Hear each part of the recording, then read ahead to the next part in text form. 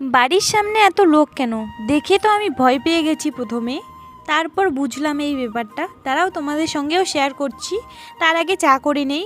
তো চা করতে গেলাম, দেখছি আমার মার্চিসটাই শেষ হয়ে গেছে। তোমরা হয়তো বিশ্বাস করবে না, বর্তমানে আমার কাছে 5টা টাকাও নেই। তো মার মানিব্যাগে অনেক খোঁজাখুঁজির পরে 10 টাকার একটা নোট পেলাম। তো এটা দিয়ে একটা লাইটার নিয়ে আসলাম। মার্চিসগুলো কী হয় বলো তো, তাড়াতাড়ি শেষ হয়ে যায়, আর লাইটারগুলো অনেক দিন টিকে। মা বাড়িতে থাকলে হয়তো এত টাকা খোঁজাখুঁজি করতে লাগতো না, মাকে বললেই দিয়ে দিত।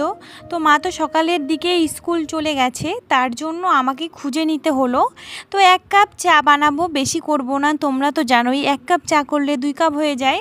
তো একটু আদা দিব, মাথা ব্যথা কমে যাবে। চাটা নিয়ে সোজা ছাদের উপরে চলে এসেছি। এইখান থেকে চা খাবো আর দেখবো লোকগুলো কি কাজ করছে বলো তো। 2 দিন আগে আমাদের এই ট্রান্সমিটারটাতে বিদ্যুৎ পড়ছিল, তার কারণে বাস্ট হয়ে গেছে।